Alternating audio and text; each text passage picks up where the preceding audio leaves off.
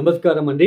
2025 సంవత్సరంలో మార్చ్ 28వ తేదీ నుంచి శనిగ్రహ ఒక మార్పు అనేది జరిగింది. ప్రస్తుతం శనిగ్రహం వచ్చేసి మీన రాశిలో సంచారం చేస్తున్నారు. అది మనందరికీ తెలుసు. అయితే 2025 జూలై 13వ తేదీ నుంచి 2025 నవంబర్ 28వ తేదీ వరకు అంటే దాదాపు 138 రోజుల పాటు ఆయన వక్రించి సంచారాన్ని చేయబోతున్నారు. ఈ ఏదైతే శని మీన రాశిలో వక్రించి సంచారాన్ని చేస్తున్నారో, ఈ వక్రించిన శని సమయం ఏదైతే ఉందో ఈ 138 రోజుల పాటు ద్వాదశ రాశుల వాళ్ళకి ఎలాంటి ఫలితాలు రాబోతున్నాయి, మరియు వాళ్ళు ఏ విషయాల్లో జాగ్రత్తలు తీసుకుంటూ వెళ్ళాలి, మరియు వాళ్ళు ఎలాంటి పరిహారాలని పాటిస్తూ వెళ్ళాలి అని ఈ వీడియో ద్వారా తెలుసుకుందాం.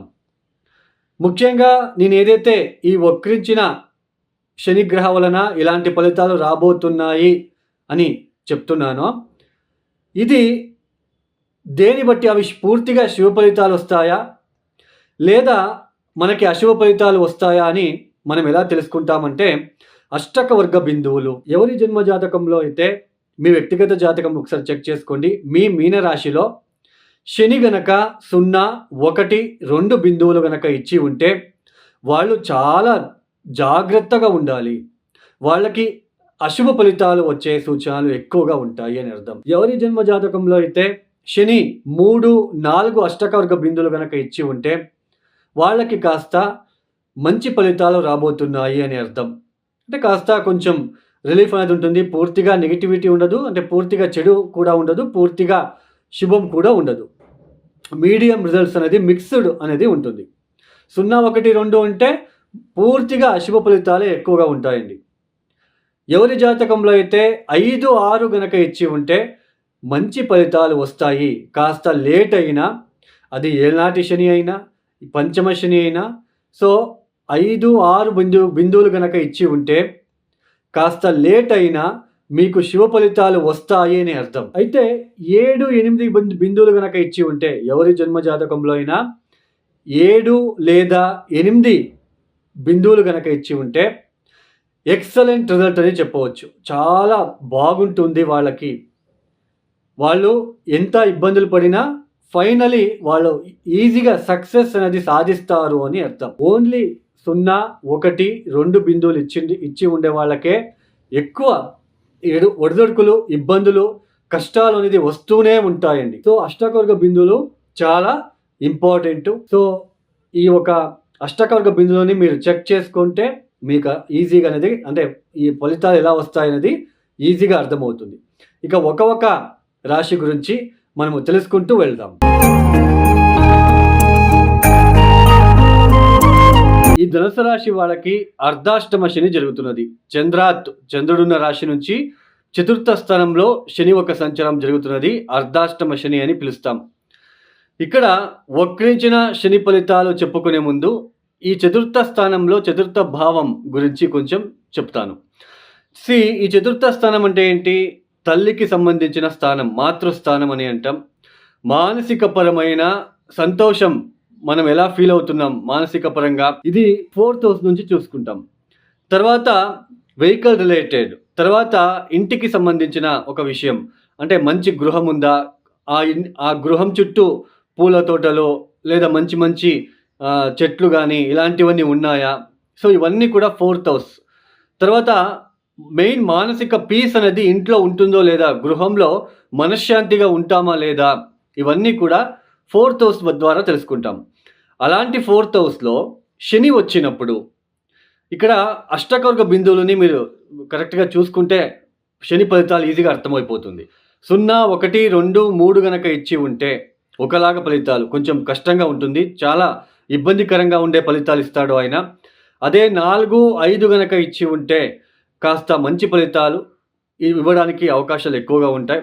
అదే 6, 7, 8 గనక ఇచ్చి ఉంటే అత్యంత శుభ ఫలితాలు ఇస్తాడు ఆయన. 4, 5 ఇస్తే పూర్తిగా చెడు చేయడు, పూర్తిగా మంచి చేయడు, మిక్స్డ్ రిజల్ట్ ఇవ్వడానికి అవకాశాలు ఉంటాయి. తర్వాత అదే 6, 7, 8 గనక అష్టకవర్గ బిందువులు ప్రామిస్ చేస్తే డెఫినెట్లీ ఆయన మంచి ఫలితాలు ఇస్తాడు. సీ ఈ అర్ధాష్టమ శని జరిగేటప్పుడు ఎలాంటి సిచ్యుయేషన్ ఉంటుందంటే ఆహ్, ఇల్లు మారడము, లేదా ప్లేస్ చేంజ్ అవ్వడము. అంటే ఊరు ఆహ్, బ చేంజ్ అవ్వడం లాంటిది. అంటే ఉన్న ప్లేస్ నుంచి, ఉన్న ఊరు నుంచి ఇంకొక విలేజ్‌కి వెళ్ళడము, లేదా ఇంకొక సిటీకి వెళ్ళడం లాంటిది. జాబ్‌లో కూడా అంతే. జాబ్‌లో డిస్సాటిస్ఫాక్షన్ అవ్వడం లాంటిది, లేదా జాబ్ మారడం లాంటిది. సో, ఈ సమయంలో చాలామంది సైట్ కొనుగోలు చేసి, లేదా సైట్ కొనుగోలు విషయంలో ఇబ్బందులు పడుతూ, సైట్ కొనుగోలు అంటే ఆల్రెడీ సైట్ తీసుకున్న వాళ్ళకి కూడా ఈ సమయంలో మీరెప్పుడో సైట్ తీసుకొనుంటారు. ఈ సమయంలో నైబర్స్‌తో గొడవలు ఏర్పడే సూచనలు ఉంటాయి. మనశ్శాంతి లోపిస్తూ ఉంటుంది. ఏంటి నాయనా నేను ఇంత డబ్బు పెట్టి తీసుకుంటే వీళ్ళందరూ వచ్చి ఇలా ఆహ్, హ్మ్, అన్యాయంగా నా మీద బిహేవ్ చేస్తున్నారు అన్నట్టుగా ఉంటుంది.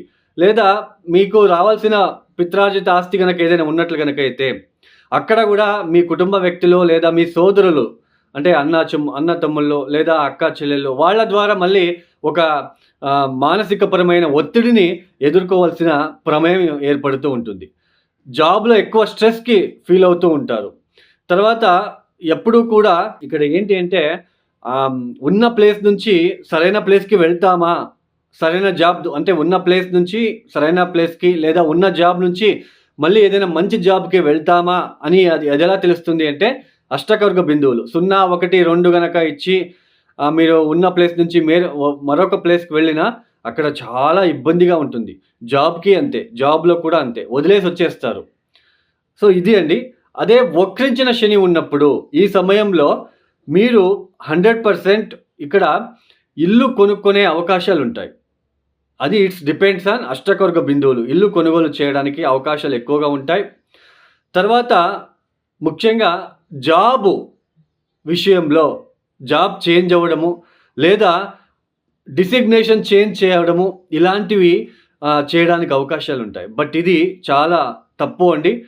ఉన్న డిసిగ్నేషన్ నుంచి ఇంకొక డిసిగ్నేషన్‌కి మారుదాము అనే ఒక థింకింగ్ వచ్చేస్తూ ఉంటుంది ఈ సమయంలో. అంటే ఇప్పుడు ఉన్న ప్లేస్‌లో జాబ్‌లో మీరు ఉన్న డిసిగ్నేషన్‌లో పనిచేస్తూ ఉంటారు. వేరే డిసిగ్నేషన్‌కి వేరే డొమైన్‌కి నేను మారిపోదాం అనే ఒక నెగెటివ్ థాట్ అనేది వస్తుంది.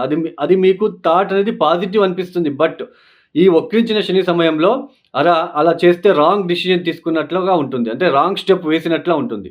మెయిన్ ఒకటి అంటే ఇల్లు కొనుక్కోవడానికి అవకాశాలు ఎక్కువగా ఉంటాయండి ఈ సమయంలో. ఇల్లు కొనుగోలు చేయడానికి అవకాశాలుంటాయి.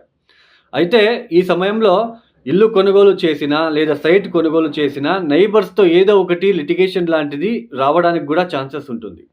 అంటే ఆత్మ తృప్తి అనేది ఉండదు. మానసిక పరంగా తృప్తి అనేది ఉండదు ఈ సమయంలో. ఈ సమయంలో 100% మీకు జాబ్ పోవడానికి ఛాన్సెస్ ఉంటుంది. తర్వాత జాబ్‌లో ఉన్న వాళ్ళకి ఒకవేళ దశాభుక్తి ప్రామిస్ చేస్తే మంచి దశాభుక్తి గనక ఉంటే మీకు మంచి జాబ్‌లో ఉన్నప్పటికీ జాబ్‌లో స్ట్రెస్ ఎదుర్కొంటారు. అష్టకర్గ బిందువులు తక్కువ ఇచ్చి ఉంటే జాబ్ పోవడానికి అవకాశాలుంటాయి. వేరే డిసిగ్నేషన్ వేరే డొమైన్‌కి వెళ్దాము అనే ఒక థాట్ మీకు మైండ్‌లో వచ్చి వెళ్ళడానికి అవకాశాలుంటాయి. వెళ్ళినా కూడా ఆ జాబ్ చేయలేరు. ఒక్క ప్లస్ పాయింట్ ఏంటి అంటే వక్రించిన శని వలన ఇల్లు కొనుక్కునే అవకాశాలుంటాయి. అండ్ ఈ సమయంలో మీరు ఇల్లు మారడము, జాబ్ మారడము ఇవన్నీ చేశారు అంటే కాస్త నెగటివిటీ ఎక్కువగా ఉంటుంది. వెంటనే మళ్ళా వక్రించిన శని 138 రోజులుంటాడు. ఈ 138 రోజులలో మీరు ఇల్లు మారినా, లేదా జాబ్ మారినా ఆఫ్టర్ 138 డేస్ 138 రోజుల తర్వాత మళ్ళీ మీరు ఇల్లు మారడానికి అవకాశాలుంటుంది. సో, ఈ సమయంలో ఉన్న ఇంట్లోనే ఉండడానికి ప్రయత్నాలు చేసుకోండి. బట్ ఇల్లు కొనుగోలు చేసే ఒక విషయంలో అయితే మీకు పాజిటివ్‌గా ఉంటుంది. ఫైనాన్షియల్ విషయంలో కూడా గ్రౌత్ అనేది ఉంటుంది. ఫైనాన్షియల్ విషయంలో అయితే ఖచ్చితంగా గ్రౌత్ ఉంటుంది. అట్ ఎ సేమ్ టైమ్ తల్లి ఆరోగ్య విషయంలో జాగ్రత్త. చూడండి, జాబ్ మీరు మారే అవకాశాలుంటాయి. స్థాన సంచాలన సూచనలుంటాయి. ఒకవేళ అష్టకర్గ బిందువులు తక్కువ ఇచ్చి నెగెటివ్ దశ జరుగుతూ ఉంటే ఇలా మీరు వెళ్ళినా, వేరే జాబ్ వేరే డొమైన్‌కి వెళ్ళినా, వేరే ఇంటికి వెళ్ళినా, అంటే రెంటెడ్ హౌస్‌కి వెళ్ళినా మళ్ళీ మీరు మారుతారు. మళ్ళీ స్థానం అంటే మళ్ళీ ప్లేస్ చేంజ్ అవ్వడానికి అవకాశం ఉంటుంది. ఎప్పుడు వక్రించిన శని త్యాగం చేసినప్పుడు. సో, ఒక్క పాజిటివ్ ఏంటి అంటే ఇల్లు కొనుగోలు చేయాలనుకున్న వాళ్ళకి కల నెరవేరుతుంది. ఫైనాన్షియల్ గ్రోత్ ఉంటుంది. సో, ఇవి తప్ప మిగతా అన్నీ కూడా జాబ్ చేంజ్ చేయడము, జాబ్ వెళ్ళిపోయింది, వేరే డొమైన్‌కి వెళ్ళిపోదాము, ఇవన్నీ కూడా కొంచెం రిస్కీ ఎక్కువగా ఉంటుంది అని అర్థం. సో, మొత్తానికి అష్టకొరక బిందులు చూసుకోండి. అష్టకొరక బిందులు తక్కువ ఇచ్చి ఉంటే ఖచ్చితంగా జాబ్‌లో అభివృద్ధి ఉండదు.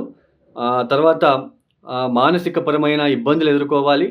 తర్వాత స్థానం, ప్లేస్ చేంజ్ అయినా పీస్ ఉండదు అక్కడ. సో, ఈ ధనుసు రాశి వాళ్ళు తప్పనిసరిగా శనికి శాంతి చేసుకోవడం మంచిది. లేదు అంటే కాలభైరవేశ్వర గాయత్రి మంత్రం చదువుకోవడము. ప్రతిరోజు కాలభైరవేశ్వరుడికి ఎక్కువ మీరు గాయత్రి మంత్రాలు చదువుకోండి. ప్రతిరోజు సాయంత్రం పూట నల్ల నువ్వుల ఒత్తులని శివాలయంలో వెలిగించడానికి ప్రయత్నాలు చేసుకోండి. ఈ సమయంలో తప్పనిసరిగా మీరు చేయాల్సిన పని ఏంటి అంటే, ఎక్కువ మీకు గురుబలం ఉంది కాబట్టి దక్షిణామూర్తి ఆరాధన చేసుకోవడము చాలా మంచిది. అలాగే త్రయోదశి రోజు వీలైన వాళ్ళు నందికి అభిషేకం చేయించండి. ఎవరికైనా ఆస్ట్రాలజీ కన్సల్టేషన్ కావాలంటే డిస్‌ప్లే అవుతున్న నంబర్‌కి మీరు నేరుగా కాల్ చేయండి. మీరు ప్రాబ్లమ్స్ చెప్పుకోవాల్సిన అవసరం లేదు. ఎందుకంటే మీరే మీ సమస్యల్ని మా దగ్గర చెప్పుకుంటే అక్కడ దానికి అర్థం ఉండదు. నాకు డేట్ ఆఫ్ బర్త్, టైమింగ్స్ కావాలి.